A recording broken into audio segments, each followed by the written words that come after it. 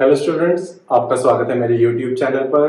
तो आज की इस वीडियो में हम कंटिन्यू करने वाले हैं अपना चैप्टर जो कि है मैटर इन आवर सराउंडिंग्स। और इसमें आज हम टॉपिक पढ़ेंगे वो है can matter change it's state. क्या मैटर अपनी अवस्थाएं चेंज कर सकते हैं? तो यस, वो चेंज कर सकते हैं। और कौन कौन से फैक्टर होते हैं जो मैटर की अवस्थाएं या उनकी स्टेट को चेंज कर देते हैं? तो इन सब के बारे में आज की इस वीडियो में पढ़ेंगे। तो पहले हम पढ़ते हैं क्या मैटर अपनी अवस्थाएं, अपनी स्टेट चेंज कर सकते हैं। तो इसका एक बहुत अच्छा एग्जांपल है वाटर। वाटर आप अगर देखेंगे तो 3 स्टेट्स में एग्जिस्ट करता है। One is solid state, liquid state, gas state. Solid state में आप देख सकते हैं जो वाटर होता है वो आइस की फॉर्म में होता है। लिक्विड स्टेट में water as it is water की फॉर्म में होते हैं, जिसको हम जानते हैं। और गैस की फॉर्म में जब वाटर वेपोराइज हो जाता है तो वो गैस बन जाती है। तो यहां से हमें पता चलता है कि एक मैटर 3 डिफरेंट स्टेट में एग्जिस्ट कर सकता है। लेकिन इसके पीछे क्या कारण है, कौन सा रीजन है कि वो जो वाटर है वो आइस भी बन जाता है और वाटर वेपर भी बन जाते हैं? तो कौन कौन से फैक्टर हैं? तो पहला फैक्टर आज हम पढ़ने वाले हैं effect of change in temperature. तो यहाँ पर लिखा है कि टेम्परेचर चेंज करने से मैटर की स्टेट पे इफेक्ट होता है।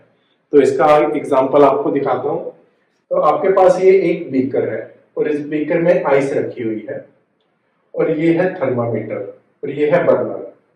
जब आप बर्नर से फायर जलाते हैं तब आप इसका टेम्परेचर नोट कीजिए इस आइस का।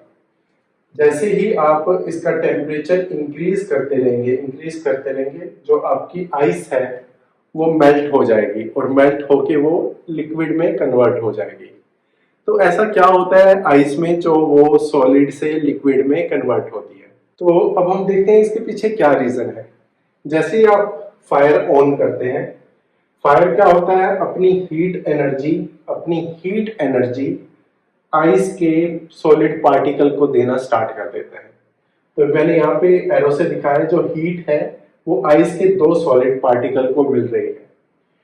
इन दोनों सॉलिड पार्टिकल की अब काइनेटिक एनर्जी इंक्रीज हो जाएगी। तो यहाँ पर एरो से मैंने दिखाया हुआ है कि उनकी काइनेटिक एनर्जी इंक्रीज हो जाएगी। जैसे ही इन दोनों सॉलिड पार्टिकल की काइनेटिक एनर्जी इंक्रीज होगी, ये मूव करना शुरू कर देंगे। तो इनके बीच वाइब्रेशन होना स्टार्ट हो जाएगी। इन दोनों सॉलिड पार्टिकल के बीच वाइब्रेशन स्टार्ट हो जाएगी और एक पॉइंट ऐसा आएगा जहां पे हीट एनर्जी जो होगी वो इन दोनों के बीच जो अट्रैक्शन थी, जो इनके बीच बाइंडिंग थी, अट्रैक्शन बिटवीन पार्टिकल, वो इंक्रीज हो जाएगी। मतलब heat energy will overcome attraction between particle. तो अब ये पार्टिकल ब्रेक हो जाएंगे। तो यहाँ पे मैंने 2 पार्टिकल अलग अलग करके दिखाए हैं। तो बेसिक रीजन क्या है कि जो आइस मेल्ट होके वाटर बन जाती है, रीजन यही है। जब आप हीट एनर्जी प्रोवाइड करते हो, हीट एनर्जी आइस के पार्टिकल की काइनेटिक एनर्जी को इंक्रीज करती है। काइनेटिक एनर्जी इंक्रीज होने से वाइब्रेशन इंक्रीज हो जाता है इन दोनों सॉलिड पार्टिकल के बीच में। अगर आपकी हीट एनर्जी इनके बीच के अट्रैक्शन को ओवरकम कर लेती है तो ये सॉलिड पार्टिकल आपस में ब्रेक हो जाते हैं और इजिली मूव करना शुरू कर देते हैं। सो जब हीट एनर्जी ओवरकम करती है अट्रैक्शन बिटवीन पार्टिकल, तो उस समय पार्टिकल के बीच में जो बॉन्ड होता है वो ब्रेक हो जाता है और पार्टिकल फ्रीली मूव करना स्टार्ट कर देते हैं। यही रीजन है जो सॉलिड होता है वो लिक्विड में कन्वर्ट होता है और लिक्विड जो होता है वो वेपराइज हो जाता है। तो जब सॉलिड लिक्विड में कन्वर्ट होता है उसे कहते हैं मेल्टिंग। तो यहाँ पे एक डेफिनेशन आती है, what is melting point? Melting point is minimum temperature required to convert solid into liquid at atmospheric pressure. तो मैं फिर से मेल्टिंग पॉइंट की डेफिनेशन रिपीट करता हूँ।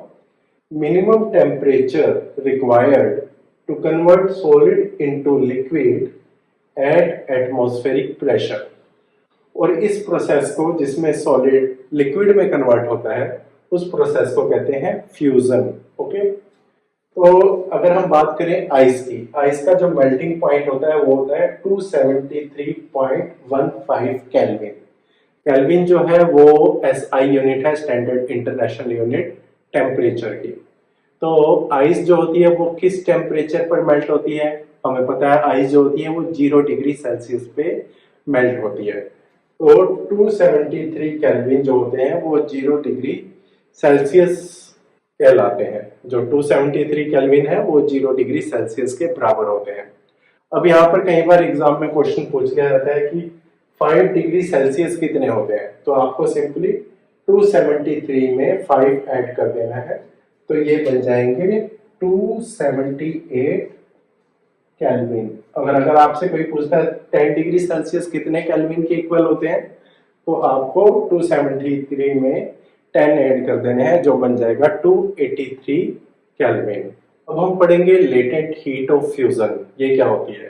फ्यूजन में आपको ऑलरेडी बता चुका हूँ, सॉलिड का लिक्विड में कन्वर्ट होना। तो लेटेंट हीट का क्या मतलब है? तो लेटेंट का मतलब होता है हिडन, छुपा हुआ। तो इसको मैं आपको कैसे समझाऊं? तो आपके पास ये एक बीकर है, इस बीकर में आपने आइस डाली हुई है और यहाँ पे आपके पास है थर्मामीटर। ओके, और यहां से आप प्रोवाइड कर रहे हैं हीट एनर्जी।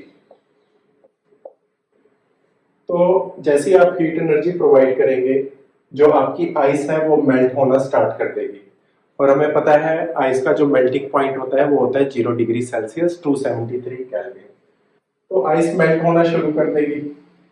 तो यहाँ पर आपका जो टेम्परेचर होगा वो आएगा 0 डिग्री सेल्सियस। पहले ये एक ब्लॉक मेल्ट होना शुरू करेगा 0 डिग्री सेल्सियस, लेकिन आप अगर कंटिन्यूअस हीट एनर्जी प्रोवाइड करते रहेंगे तो टेम्परेचर इंक्रीज होना चाहिए, लेकिन टेम्परेचर इंक्रीज नहीं होता है। कब तक इंक्रीज नहीं होता है? जब तक ये पूरी आइस मेल्ट होकर वाटर नहीं बन जाती। तो वो हीट एनर्जी कहाँ गई?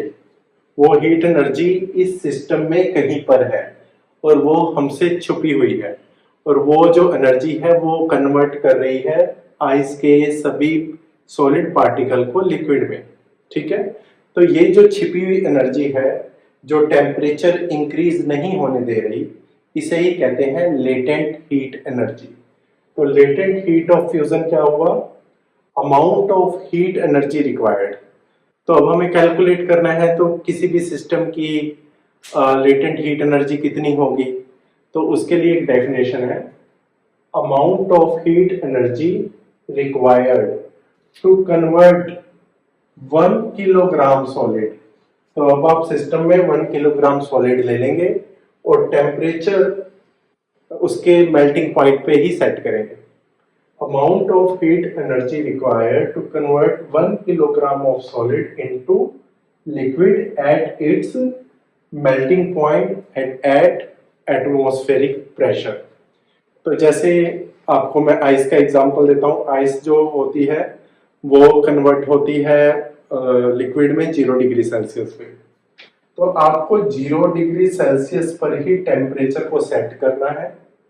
1 किलोग्राम आइस लेनी है और इस पे ही कंटिन्यूअस हीट प्रोवाइड करनी है 0 डिग्री सेल्सियस पे। और कब तक प्रोवाइड करनी है? जब तक पूरी 1 किलोग्राम आइस मेल्ट होकर लिक्विड में ना कन्वर्ट हो जाए। तो इस पूरी प्रोसेस में जितनी भी हीट एनर्जी कंज्यूम हुई है उसे कहते हैं लेटेंट हीट एनर्जी।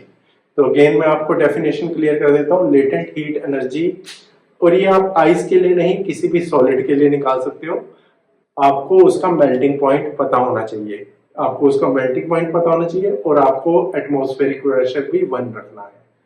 तो लेटेंट हीट एनर्जी और latent heat of fusion for any solid, उसकी डेफिनेशन होगी amount of heat energy required to convert 1 kilogram of solid into liquid at its melting point at 1 atmospheric pressure. So अब हम पढ़ेंगे latent heat of vaporisation. Latent heat of vaporisation पढ़ने से पहले हमें पता होना चाहिए बॉइलिंग पॉइंट क्या होता है। बॉइलिंग पॉइंट वो होता है temperature at which liquid boils.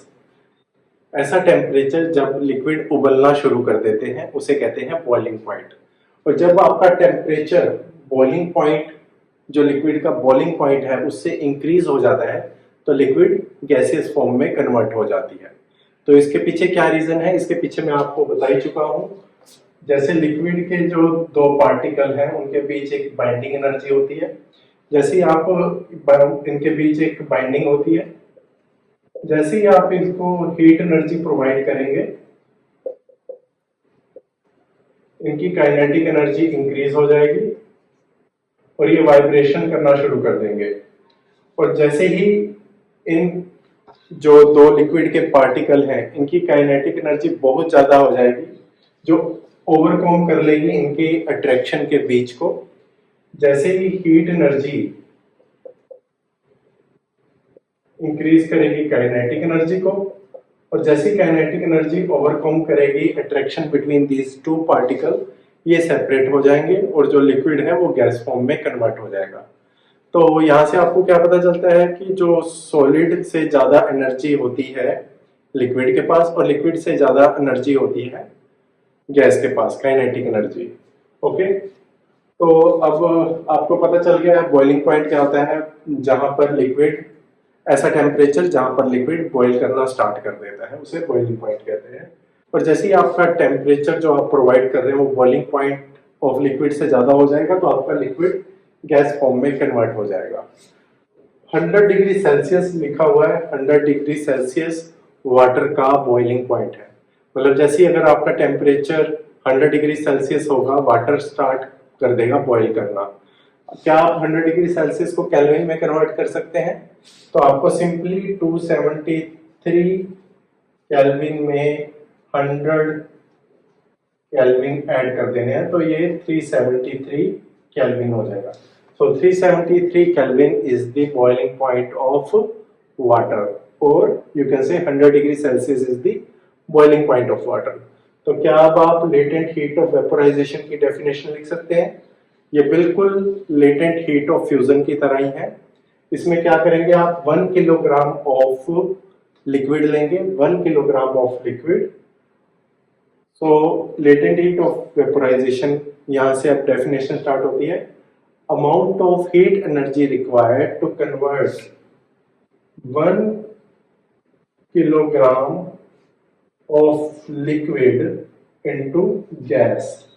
ठीक है, तो कितनी एनर्जी रिक्वायर होती है to convert 1 kilogram of liquid into gas at its boiling point and at atmospheric pressure.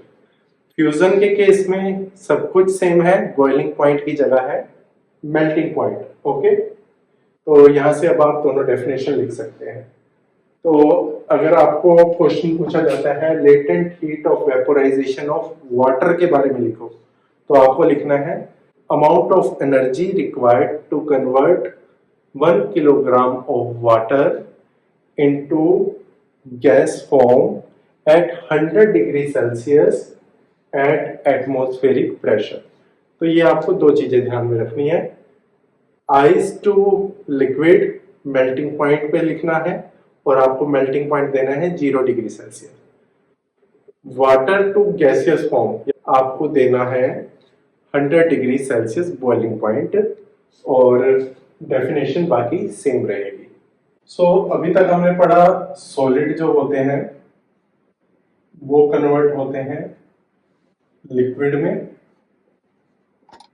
By process of fusion, और लिक्विड जो होते हैं वो कन्वर्ट होते हैं गैस में by process of vaporisation.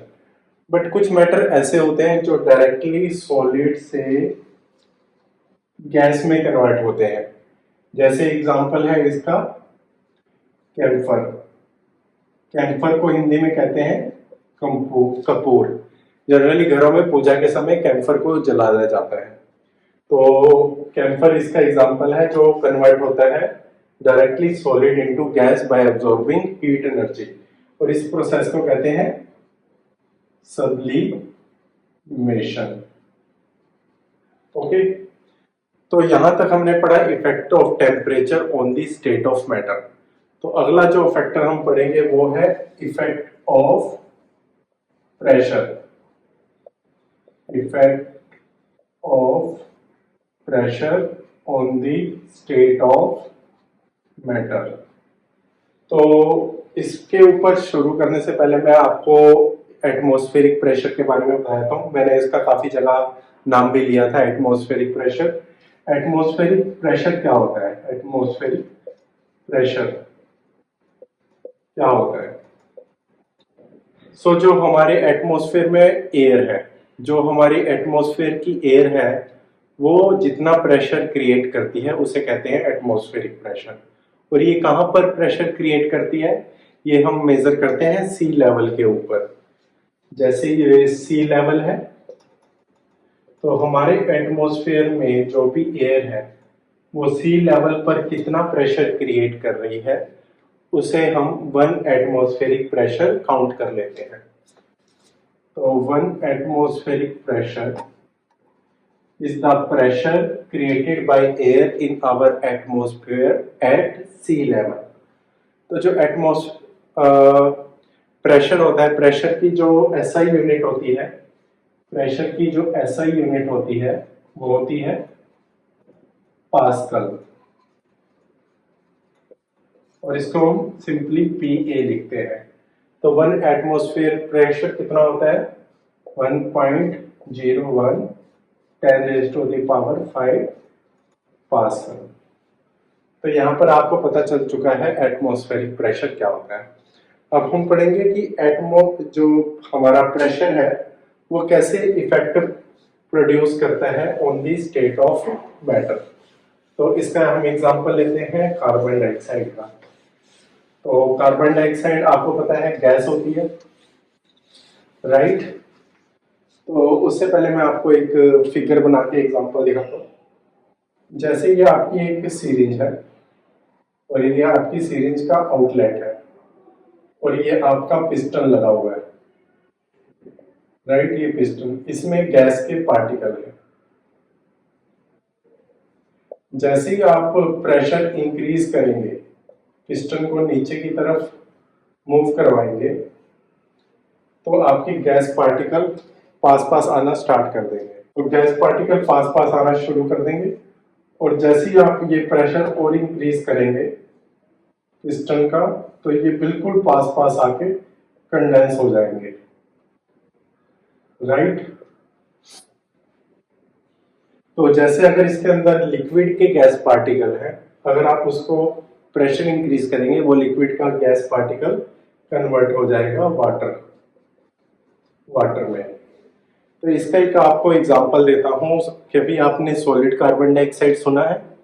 Solid carbon dioxide, थोड़े आप कंफ्यूज हो जाएंगे, भाई सॉलिड कार्बन डाइऑक्साइड क्या होता है? कार्बन डाइऑक्साइड तो गैस होती है, तो ये सॉलिड कार्बन डाइऑक्साइड क्या होता है? तो सॉलिड कार्बन डाइऑक्साइड में क्या होता है, जो आप मान लीजिए ये एक सिस्टम है, इसमें कार्बन डाइऑक्साइड के पार्टिकल हैं और इस सिस्टम का टेम्परेचर एट 1 एटमॉस्फेरिक, इस सिस्टम का जो प्रेशर है वो 1 एटमॉस्फेरिक है। तो 1 एटमॉस्फेरिक प्रेशर पे जो कार्बन डाइऑक्साइड है वो गैसियस फॉर्म में होती है। अब आप क्या करेंगे, जो एटमॉस्फेरिक प्रेशर है उसको इंक्रीज कर देंगे 2 3 4 5। जो एटमॉस्फेरिक प्रेशर है उसे इंक्रीज करेंगे और टेम्परेचर को डिक्रीज करेंगे। तो ये जो जितने भी कार्बन डाइऑक्साइड गैस के पार्टिकल हैं ये पास पास आना शुरू हो जाएंगे और पास पास आके ये पहले लिक्विड में कन्वर्ट होंगे और फर्दर जब आप टेम्परेचर डिक्रीज कर रहे हैं तो ये सॉलिड में कन्वर्ट हो जाएंगे। तो इसी को कहते हैं सॉलिड कार्बन डाइऑक्साइड। जैसे ही आप इसके ऊपर से प्रेशर हटा देंगे और एक एटमॉस्फेरिक प्रेशर तक वापस ले आएंगे और टेम्परेचर भी इंक्रीज करेंगे, तो ये सॉलिड जो कार्बन डाइऑक्साइड है वो वापस से गैस फॉर्म में कन्वर्ट हो जाएगी। इसी सॉलिड कार्बन डाइऑक्साइड को कभी कभी ड्राई आइस भी कहा जाता है। सॉलिड जब लिक्विड में कन्वर्ट होता है उसे कहते हैं फ्यूजन। लिक्विड जब गैस में कन्वर्ट होता है उसे कहते हैं वेपोराइजेशन। और सॉलिड जब डायरेक्ट गैस में कन्वर्ट होता है उसे कहते हैं सब्लिमेशन। लिक्विड जब सॉलिड में कन्वर्ट होता है उसे कहते हैं सॉलिडिफिकेशन। गैस जब लिक्विड में कन्वर्ट होती है, गैस कंडेंस होके लिक्विड में कन्वर्ट होती है तो इसे कहते हैं कंडेंसेशन। और गैस जब सॉलिड में डिपॉजिट होती है इसे कहते हैं डिपोजिशन। सॉलिड का लिक्विड में कन्वर्ट होना फ्यूजन, लिक्विड का गैस में कन्वर्ट होना वेपराइजेशन, सॉलिड का गैस में कन्वर्ट होना सब्लिमेशन, लिक्विड का सॉलिड में कन्वर्ट होना सॉलिडिफिकेशन, गैस का लिक्विड में कन्वर्ट होना कंडेंसेशन और गैस का सॉलिड में कन्वर्ट होना डिपोजिशन। तो यहाँ पर हमने इफेक्ट ऑफ टेम्परेचर और इफेक्ट ऑफ प्रेशर पढ़ा। अगले पार्ट में हम पढ़ेंगे इवेपोरेशन क्या होती है। तो यहाँ पर ये वीडियो समाप्त होती है। Thank you for watching this video.